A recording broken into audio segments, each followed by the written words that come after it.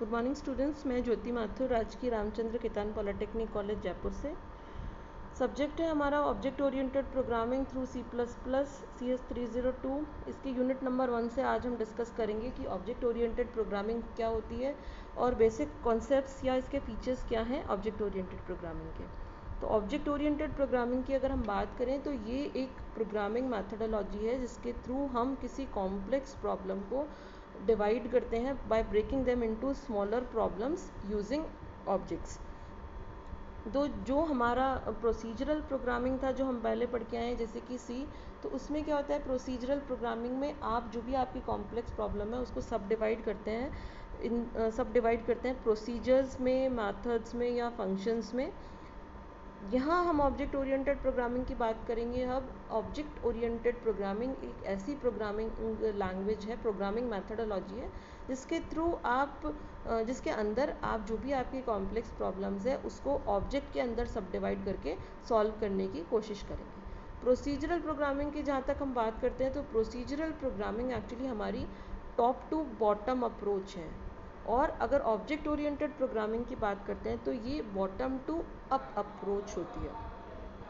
अगर basic concepts की हम बात करें कि कौन कौन से कॉन्सेप्ट्स होते हैं ऑब्जेक्ट ओरिएंटेड प्रोग्रामिंग के, तो ये कुछ कॉन्सेप्ट्स के नाम हैं जैसे कि class, object, encapsulation, data abstraction, inheritance, polymorphism, dynamic binding and message passing. In concepts के अराउंड आपकी ऑब्जेक्ट ओरिएंटेड प्रोग्रामिंग मैथडोलॉजी बनी हुई है। बेसिक ये सब कॉन्सेप्ट्स हैं, आपको बहुत ज़रूरी है ये जानना ऑब्जेक्ट ओरिएंटेड प्रोग्रामिंग के बारे में जानने के लिए। तो सबसे पहले देखते हैं हम कि क्लास क्या होती है। क्लास की अगर हम बात करें तो ये एक ब्लूप्रिंट है डेटा मेंबर्स एंड फंक्शंस के लिए। मतलब एक लेआउट है जिसके अंदर आप डेटा मेंबर और फंक्शंस को बाइंड करते हैं, उसके अंदर उनको इनकैप्सुलेट करते हैं। बेसिकली ये एक यूज़र डिफाइंड डेटा टाइप है जिसके अंदर डेटा मेंबर्स और मेंबर फंक्शंस होते हैं। जैसे सी में हमने पढ़ा है कि स्ट्रक्चर्स होते हैं, वैसे ही C++ में क्लासेस होती हैं। क्लासेस एक्सटेंशन ऑफ स्ट्रक्चर होता है। स्ट्रक्चर का मतलब क्या है, देखिए स्ट्रक्चर में सी में जो हमने स्ट्रक्चर पढ़ा है उसमें क्या होता है कि collection of different data types होता है। वैसे ही जो क्लास होती है उसमें आपके डेटा मेंबर्स तो होते ही हैं, उसके अलावा मेंबर फंक्शंस भी होते हैं, इसलिए हम इसे कह रहे हैं कि ये एक्सटेंशन ऑफ स्ट्रक्चर है।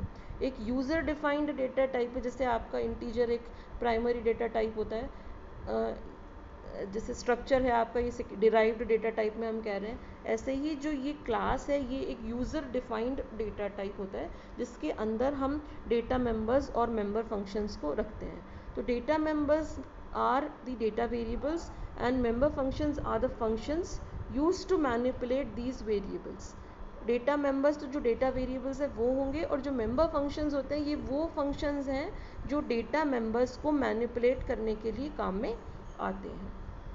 अगर हम ऑब्जेक्ट की बात करें तो ऑब्जेक्ट बेसिकली एक रन टाइम एंटिटी है, एक आइडेंटिफिएबल एंटिटी है। ये कुछ भी हो सकता है, pen, table, car, fruit, a person, an employee, anything. जो भी एक आइडेंटिफिएबल एंटिटी है रियल टाइम वर्ल्ड में, वो सब आपके ऑब्जेक्ट्स हो सकते हैं। हर ऑब्जेक्ट की कुछ कैरेक्टरिस्टिक्स होंगे, कुछ बिहेवियर्स होंगे। जैसे एक स्टूडेंट है, उसका नाम होगा, रोल नंबर होगा, फादर्स नेम होगा, कुछ एनरोलमेंट नंबर होगा, इस तरीके के कुछ कैरेक्टरिस्टिक्स सभी ऑब्जेक्ट्स की होंगी। तो बेसिकली ऑब्जेक्ट क्या होता है, एक इंस्टेंस है क्लास का। जब एक क्लास आपकी डिफाइन होती है तो उसको कोई भी मेमोरी अलोकेट नहीं होती, लेकिन अगर एक ऑब्जेक्ट आपने इंस्टेंशिएट किया है या एक ऑब्जेक्ट क्रिएट किया है हम ये कहें, तो उसे मेमोरी अलोकेट होती है। एक एग्जांपल देखते हैं। देखिए अगर हम ये मान रहे हैं कि एक क्लास है कार की, consider the class of a cars, तो बहुत सारी कार्स हो सकती हैं with different names and different brand, but कुछ प्रॉपर्टीज़ होंगी जो उनमें सब में सेम होगी। लाइक 4 पहिए होंगे, स्पीड की कुछ लिमिट होगी, माइलेज रेंज होगी, इस तरीके के कुछ फीचर्स हैं जो मोर और लेस सभी 4 व्हीलर्स में, सभी कार्स में अवेलेबल होंगे। सो हम ये कह रहे हैं कि here car is the class and wheels, speed, limit, mileage and some other properties are their characteristics. अगर ऑब्जेक्ट्स की बात करें तो आप उस कार क्लास के कई ऑब्जेक्ट्स कंसिडर कर सकते हैं, जैसे कोई i20 कार है, सियाज है, ऑल्टो है। कई तरीके के आप कई ऑब्जेक्ट्स आप उस क्लास के क्रिएट कर सकते हैं। आप एक क्लास के कई ऑब्जेक्ट्स क्रिएट कर सकते हैं, एक भी कर सकते हैं, मोर देन 1000 भी ऑब्जेक्ट क्रिएट कर सकते हैं किसी भी क्लास के। आगे कॉन्सेप्ट है इनकैप्सुलेशन। इसका मतलब देख रहे हैं हम। इनकैप्सुलेशन का मतलब होता है कि जो भी आपका डेटा और फंक्शन है उसे हम रैप कर रहे हैं एक सिंगल यूनिट में, और इस सिंगल यूनिट को हम क्लास कहते हैं। This single unit is called as class. देखिए ये मेथड्स हैं और ये वेरिएबल्स हैं, इन दोनों को हमने एक सिंगल यूनिट में एक सिंगल कैप्सूल जैसा बनाया है, उसके अंदर बाइंड किया है हमने, इनकैप्सुलेट किया है इसे हम इस कैप्सूल को हम क्लास कह रहे हैं। एब्स्ट्रैक्शन की अगर बात करते हैं हम, तो एब्स्ट्रैक्शन का मतलब ये होता है कि एक तो ये बहुत इंपॉर्टेंट फीचर है ऑब्जेक्ट ओरिएंटेड प्रोग्रामिंग का, इसके थ्रू आप डेटा हाइडिंग कर सकते हैं। अगर आप किसी को डेटा नहीं दिखाना चाहते हैं, किसी को इतना प्रिविलेज नहीं देना चाहते हैं, तो आप वो इस एब्स्ट्रैक्शन के थ्रू कर सकते हैं। Abstraction means displaying only essential information and hiding the details. Data abstraction refers to providing only essential information about the data to the outside world, hiding the background details or implementation. जो बहुत ज़रूरी details आपको दिखानी है किसी को वो आप दिखा सकते हैं, बाकी अगर कुछ डिटेल्स आप बैकग्राउंड डिटेल्स या कोई और डिटेल है अगर आप उसे हाइड करना चाहते हैं तो आप ये डेटा एब्स्ट्रैक्शन के थ्रू कर सकते हैं। एग्जाम्पल की बात करें, देखिए एक एग्जाम्पल तो ये है जैसे अगर आप किसी को मैसेज कर रहे हैं, आपने कोई SMS किया है या व्हाट्सएप किया है, तो आपने सिर्फ वो मैसेज सेंड किया है, इंटरनली क्या फंक्शनैलिटी हुई है, कैसे वो सर्वर पे गया है, कैसे वहाँ से वो डिलीवर हुआ है किसी अदर पर्सन को, उसकी डिटेल्स आपको पता नहीं है। आप तो सिर्फ मैसेज कर रहे हैं, बैकग्राउंड डिटेल्स सब आपसे छुपी हुई हैं, क्या प्रोटोकॉल यूज़ हुआ है, कौन सा सर्वर है, क्या डिटेल्स हैं, आपको कुछ भी नहीं पता, आप सिर्फ मैसेज भेज रहे हैं। तो ये भी एक एग्जाम्पल है डेटा एब्स्ट्रैक्शन का। देखिए अगर आप कार ड्राइव कर रहे हैं, तो अगर आप एक पर्सन कार ड्राइव कर रहा है और वो एक्सीलरेटर को प्रेस करता है, तो उसका मतलब सिर्फ उसे इतना ही पता है कि इससे स्पीड इंक्रीज़ होगी।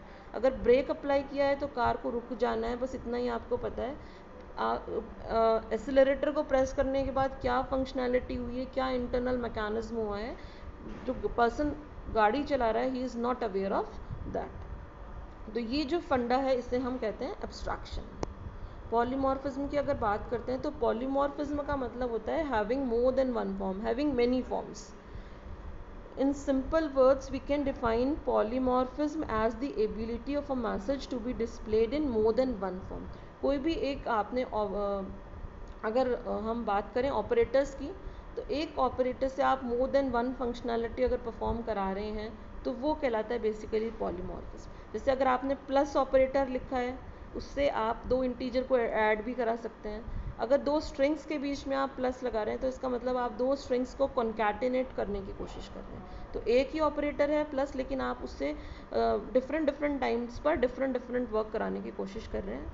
जैसे अगर हम नॉर्मल डेली लाइफ में बात करें कि अगर एक पर्सन है तो he can be a father, a husband और एन एम्प्लॉई, तो वो डिफरेंट टाइम्स पर डिफरेंट कैरेक्टरिस्टिक्स शो कर रहा है, डिफरेंट बिहेवियर्स शो कर रहा है डिफरेंट सिचुएशंस में।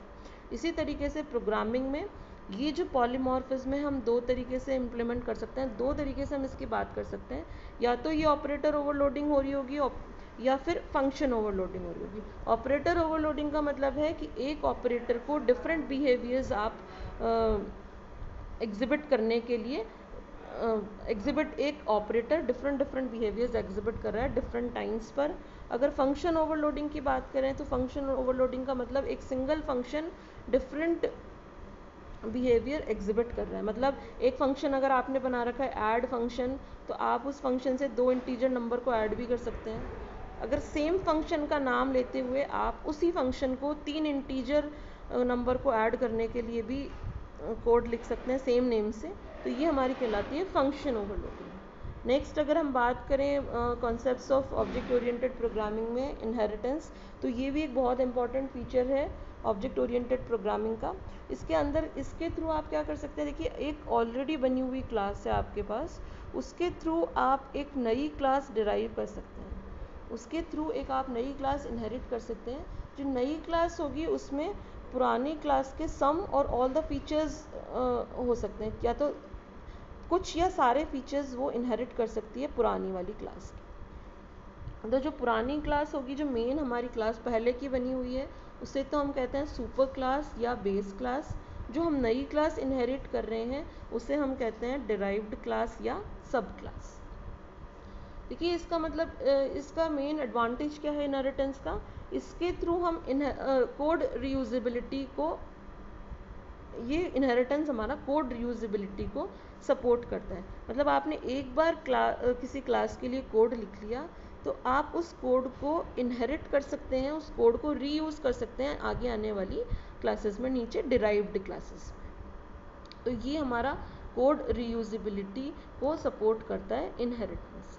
डायनामिक बाइंडिंग की अगर हम बात करें तो डायनामिक बाइंडिंग का मतलब ये है कि कोड जो आपका एग्जीक्यूट होना है किसी पर्टिकुलर फंक्शन कॉल के रिस्पॉन्स में, वो रन टाइम पर भी डिसाइड हो सकता है C++ में, कि रन टाइम पर हम ये डिसाइड कर रहे हैं कि इस फंक्शन कॉल के साथ कौन सा कोड एग्जीक्यूट होना है। ये मेथड हम आगे आने वाले हमारे लेक्चर्स में वर्चुअल फंक्शन में हम देखेंगे कि कैसे ये डायनामिक बाइंडिंग सपोर्ट होती है, डायनामिक बाइंडिंग कैसे की जाती है।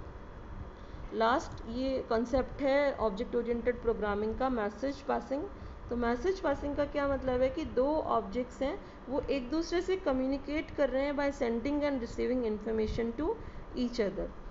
मैसेज पासिंग में क्या होता है, it involves specifying the name of the object, आपके ऑब्जेक्ट का क्या नाम है, फंक्शन का क्या नाम है और क्या इंफॉर्मेशन आप सेंड कर रहे हैं। तो ये मैसेज पासिंग है, दो ऑब्जेक्ट्स के बीच में बेसिकली ये कम्युनिकेट कराने का मेथड है मैसेज पासिंग। तो ये कुछ फीचर्स हैं ऑब्जेक्ट ओरिएंटेड प्रोग्रामिंग के, कुछ कंसेप्ट्स हैं ऑब्जेक्ट ओरिएंटेड प्रोग्रामिंग के।